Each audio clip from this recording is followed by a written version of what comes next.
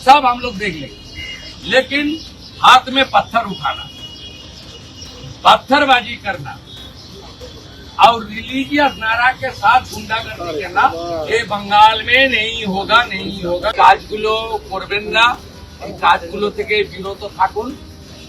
যদি মনে করেন আগের সরকার আছে, আগের নিয়ম আছে, আগের মতো পুলিশকে ফোর্সকে হাত পা বেঁধে রেখে দেওয়া হবে, তাহলে কিন্তু ভুল করবেন।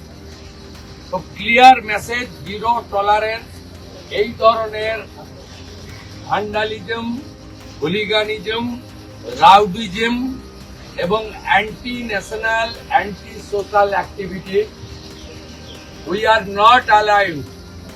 আমি পুলিশ মন্ত্রী, হোম মিনিস্টার হিসেবে লাস্ট ওয়ার্ড বলে গেলাম, একটা পুলিশের গায়ে যদি হাত পড়ে এই সরকার তার আইন প্রয়োগ করে যতদূর যেতে হয় হবে, শুধু অ্যারেস্ট নয়, কনভিকশন করানো পর্যন্ত ক্লোজ মনিটরিং করার দায়িত্ব আমাদের থাকবে।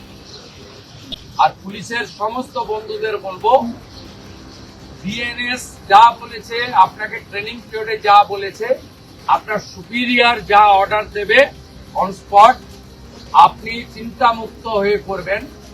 কে কোন দল করেন, কে কোন ধর্মের লোক, কে কোন সম্প্রদায়ের লোক, কে কোন প্রভাবশালী ক্লোজ লোক, তার এগেনস্টে অ্যাকশন নিতে গেলে 5 বার ভাবতে হবে।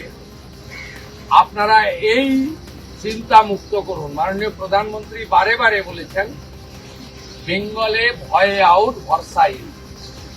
এন্টার পুলিশ ডিপার্টমেন্ট, বিশেষ করে আমাদের কলকাতা পুলিশের যে তাদের যে পারফরমেন্স, তাদের যে উচ্চতা, এই উচ্চতাকে ফিরিয়ে আনার জন্য, দক্ষতাকে কাজে লাগানোর জন্য গভর্নমেন্ট তার সাথে আছে। এটাই আমার বক্তব্য। আমি খুব হ্যাপি এখানকার ইনভেস্টিগেটিং অফিসার এবং সুপিরিয়র পুলিশ অফিসাররা ইতিমধ্যে 40 জনকে গ্রেপ্তার করেছে এবং নগরপাল নিজে এটাকে, আমাদের সিপি নিজে এটাকে মনিটরিং করছেন। লফুল অ্যাকশন আন্ডার বিএনএস যেটা করার দরকার, এটা আইনগতভাবে তারা করবে। সেটা যে চিফ মিনিস্টার, হোম মিনিস্টার আমি বলবো না, আইনে যা লেখা আছে সেই অনুযায়ী ব্যবস্থা হবে। একটা কথাই আমি বলে গেলাম, জিরো টলারেন্স। আর পার সার্কাস সহ যেখানে যেখানে বিগত দিনে এই ধরনের ঘটনা ঘটিয়েছেন, আপনারাও কান খুলে শুনে রাখুন, এটা আপনাদের শেষ ঘটনা। এরপরে আর কোনো এই ধরনের অ্যাকশন আমরা করতে দেব না।